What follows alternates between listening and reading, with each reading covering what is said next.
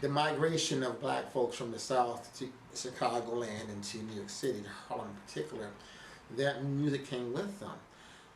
And at the time, the only places that we were allowed to play our music were in these opium dens, where people got jazzed up, got high. Mm-hmm. Thus the term jazz music. Right. Because they didn't know what else to call it. And even back then it was just bastardized as, fake music. It wasn't considered, real music. And it was very racist in the sense that as a musician, particularly black, you had to have a cabaret card to even play the music. You couldn't work and play the music without a cabaret card. And the musician was subjected to so much scrutiny in those days, So, and there's a lot of drugs and stuff back then with the music of jazz. Charlie Parker, what he went through with drugs, But at the end of the day, the music is the most complex music ever written by any man, period. Right. So my music, it's jazz because people feel like if you see a sax player playing something, it's jazz automatically. Automatically they feel. But to me, it's not. Even now, you look at jazz festival. Look at the Newport Jazz Fest that happened last month. Some of the headliners were R&B acts. Jazz has become especially festivals, and it's become everything that's not hip hop or country and western. But it's a needed instrument, and I think it's a good ingredient in all music. But when I think you hear jazz, if you don't hear no saxophone, you don't consider it jazz. No, I agree. That's what some people. I hear what you're saying, but what I'm saying is that jazz has evolved to be everything that's not hip hop or country and western. I agree. And then the sad part about the jazz music, that is, there's so many different styles of jazz: contemporary jazz, smooth jazz, hard jazz, rock jazz, new jazz. I mean, all these, all these different, types of genres within the jazz community. We aren't teaching our kids, I'm talking the little brown kids in schools, they're not getting jazz. So you're saying when you go to jazz festivals with high school bands, there's 90% white kids or Asian kids. Because we're not being exposed to what we created. And I'm not saying that white folks can't play jazz or enjoy jazz. They sure they can. We need our allies. Right. But I'd like to see more of us playing our music. Black people have always been this front of popular art form. Rock and roll, we started that. Right. We started jazz when jazz was popular music. Right. So my music, I call it instrumental pop music. I don't even call it jazz. I mean, it's called smooth jazz because that's what society says it to be. But I hate, not that I don't want to be, I'm proud to be a jazz musician and understand the language of jazz music, but my music is bigger than that. I want to reach a lot of people. Like my good friend Wynton Marsalis does not like what I do. He is a purist who, and I understand why. Wynton wants pure jazz to be respected like classical music. And you play with him, and you notice he doesn't like your music. Yeah, but that's not personal. That's just anybody. He dunked on Miles Davis. Wow. Miles wanted to kick his tail. He called it quasi funk. Miles Davis, who changed the jazz record 4 times, called it quasi funk because Wynton's. Here's a valid point. His problem is that black people have been dumped on for years regarding jazz music. And he wants. We created it. He wants it to be respected. So when you take our music and you, as he puts it, dumb it down, because not what I'm playing, my music, my smooth jazz music, is nowhere near as intellectual as the stuff that Wynton's playing. But the problem is, as much as I love the stuff he's playing, I can appreciate it because I have a pedigree in music, but the common person doesn't understand it. So his audience is very small. Where my music, because I try to infuse so many styles into my music, I want everybody to enjoy it like a goulash versus filet mignon. Right. So not to try to say it's better than what purists are doing. I'm just trying to make my music more palatable to more people. You follow me? Right. And that's what it is. So that's why I consider myself more an instrumental pop artist. even Kenny G will say he is not a jazz. Now Kenny G can play through the jazz. He got chops, but he will tell I'm an instrumental pop artist. I am not a jazz artist. That's his exact words. He's got a song right now has been in the top 40 Billboard pop charts for over 30 years. Silhouette, Songbird, since the 80s. Kenny G. Kenny G. And I was just about to go there with him. But his music is loved by so many people because everybody can dig it. Right. You know, and as much as I love John Coltrane, if I bring out Countdown, that's a brilliant song. But most folks are like, "What the hell is that?" You know, it's just too complex. Yeah. It's not. And I hate to say dumb. It's not as simple enough for the common ear to really feel good about the music. I appreciate the complexity of the Coltrane scales and what John Coltrane is trying to say. But again, I have a pedigree in music. I understand that. What about Bradford?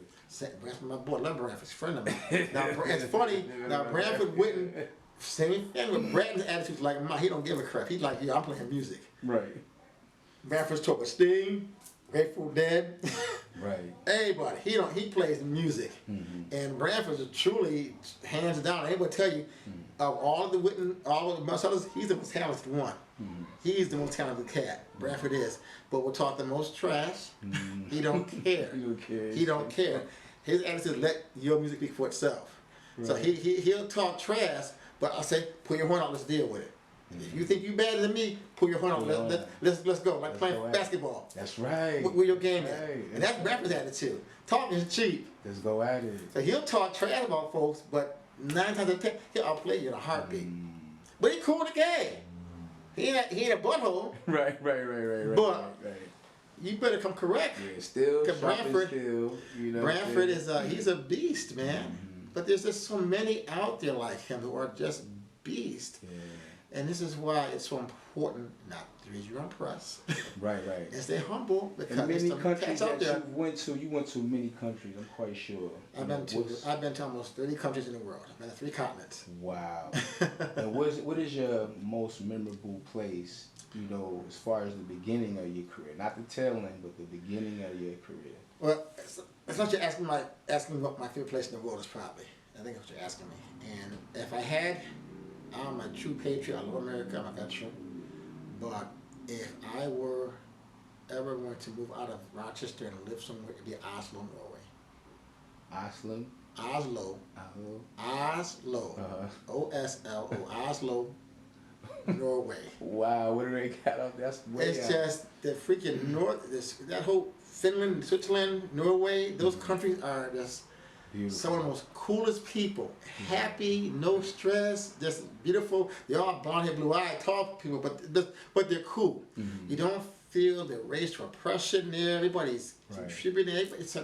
It's a very communal lifestyle, but it's cold as hell up there. That's the only place it's cold. Oh but you can either adapt because you're from No. They cold. There's a whole other cold. There's a whole different type of cold up there than it is here. Wow. Yeah, you're close to the Arctic Circle. It's cold up there, but it's very, very pretty. It's very. But the thing is, people are happy, and you feel it when it's clean, low pollution. Right. They're very green, very conscious about their environment. And when you perform there, just in Europe, I went to Europe in the 80s, and going to Europe, it was my first experience as a black man going somewhere and being seen as an American first, not a black man. Right. I love my black, something wrong. Right. But as a black man in America, even though we passed Jim Crow, it's still that racial undertone. It's just the implicit bias is still there. You get in an elevator. Women cluster person. You walk on the street, you get followed. That's just what it is. Unfortunately, especially in the 80s, that's how it was back in the 80s. I went to Europe. Them folks saw me as a American first, as far as a black man. And they love our culture, they love our music. This is why you saw a lot of Japanese musicians back in the 50s and 60s migrate to Europe because they got over there and weren't with Jim Crow. They weren't that oppression. After Hitler fell, after the Nazis were done in Germany, it's like Germany is like one of the most coolest countries as far as racism. They're on it. It's not. You can't do any kind of racist signs there without getting arrested. You can't even joke about that stuff. Okay? Right. And I'm not. There's still nationalism throughout Europe. Even more so now because of the internet. But as a whole, It's a very cool place because in Europe, people think community first. It's not, and I'm not against capitalism, but we are about making money in America. Money is our thing, and people are greedy as hell by any means necessary to get their dollar. Where in Europe and most European countries, they are community first. And that's what I liked about Europe, but in particular, the Netherlands, Finland, Sweden, Norway, those 4 countries were my favorite just because of the energy. The people were so welcoming, and you just felt like they just loved you. They didn't care who you were, where you were from. So that's really my favorite place to be. It's just a beauty. 2, I love the West Indies, Jamaica, St. Lucia, Bahamas. I love the water, the beaches, but I also love the Southwest, like Phoenix, Arizona, Scottsdale. Favorite place in the United States is Scottsdale, Arizona. Love that the mountains out there. That it's just dry, arid heat. It's beautiful. I love it. So if I had to live anywhere in America, it'd be probably Scottsdale. Now you spent some time out of Rochester. Yes. I know you moved in another city, Philly. Yes, I was in Philadelphia from '88 through '92. Now, what was it like in Philly? I know, there's a lot of good, musicians down there too as well. What was it like just tapping in from, Rochester, going to another city, just trying to just build a circle of musicians? Well, the first thing I noticed, what happened is, first let me digress back. I was in college here at Eastman, and I left college because I got married. My girlfriend got pregnant, and I thought I needed to marry her and do right by her. So I joined the Air Force.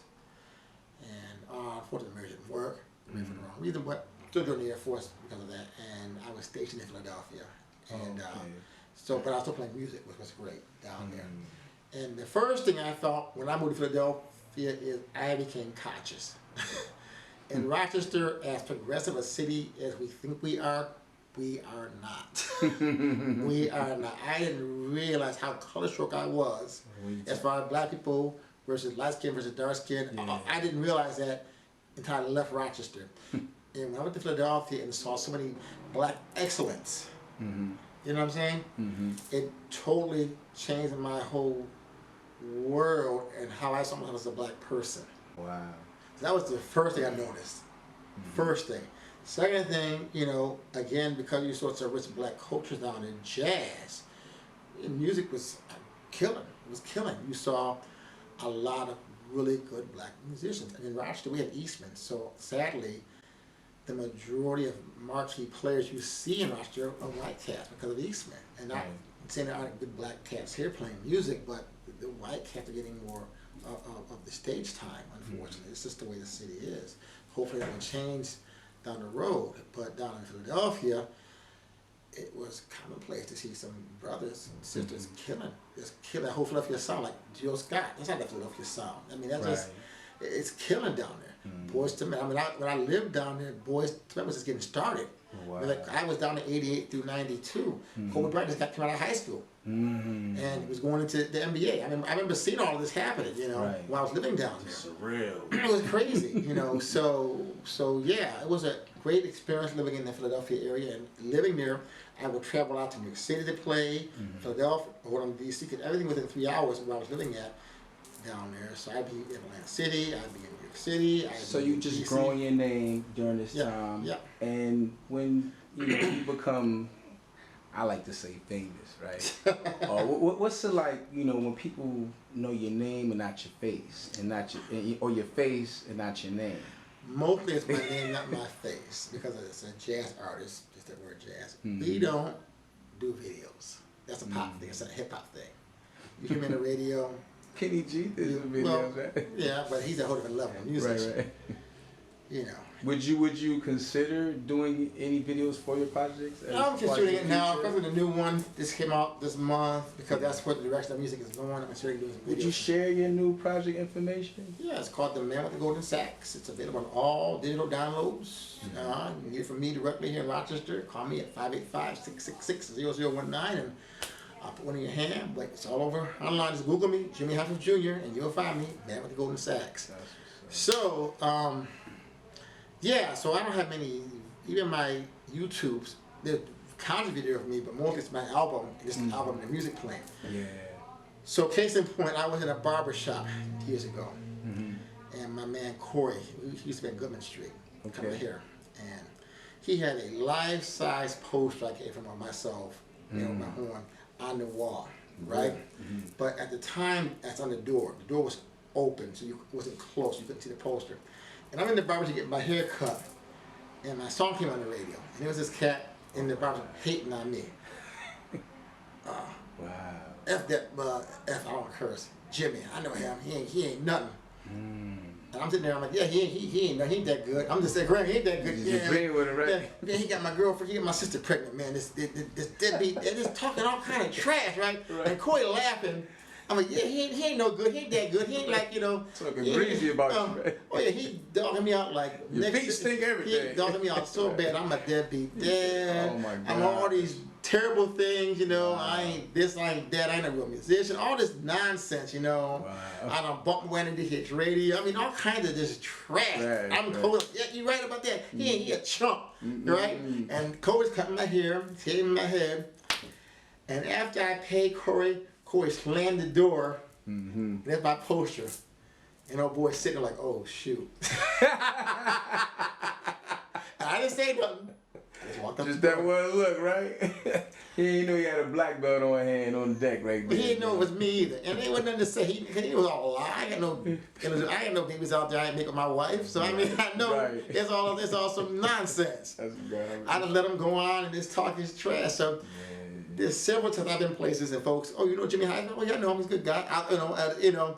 Well, you know what? You look like this guy, the sax player. I hear a lot. Wow. Yeah, you know, they don't know it's me. And I just play with it. It's funny to me. It's hilarious. Wow. Because most folks don't know what I look like. They just know my music and my name. Or do you do that for jokes? Do you do it for a secure place? Because I'm not gonna lie. If I always told somebody, I told my friend, I said, I don't know if I would want to be like Michael Jackson famous, or where you can't walk the street, you can't walk down the street. But you know, it's good to be somewhat.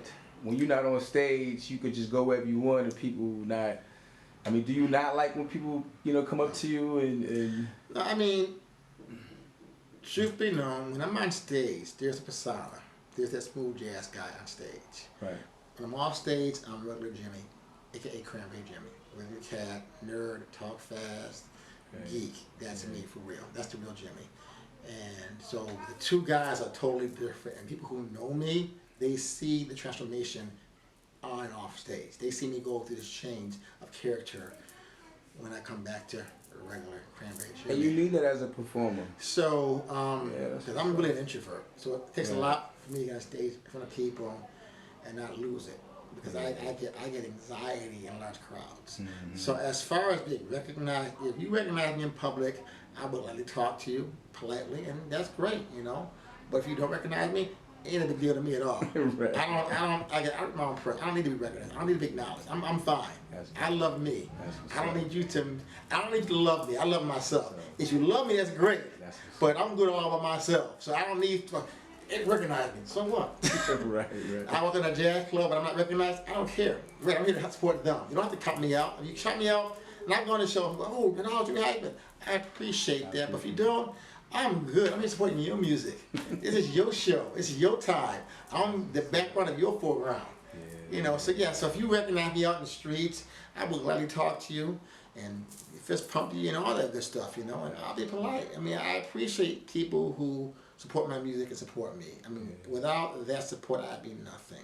So of course I would appreciate that. But in the same breath, if you don't recognize me, my feelings will not be hurt, trust me. I'm I good. appreciate your time, Jimmy. Yeah, man. And, you know, any more signing off words you like to leave? I'm just really grateful and honored to be here today to talk about my friend Jose Taylor, because Jose, he's missed. He really is missed. He did a lot, and I try to do my best to continue his work with this community and these young kings and queens, to help them find themselves, help them find their greatness, to not be scared of their success. They are capable of so much, and often they're just scared to try to achieve it, and they can. And we need to make it tangible. We need to sit back and listen to them and mentor them and support them and encourage them to greatness. So that'd be it, brother. Salute, man. Thank you for your time. Thank you, brother. Salute. Blessings. Salute.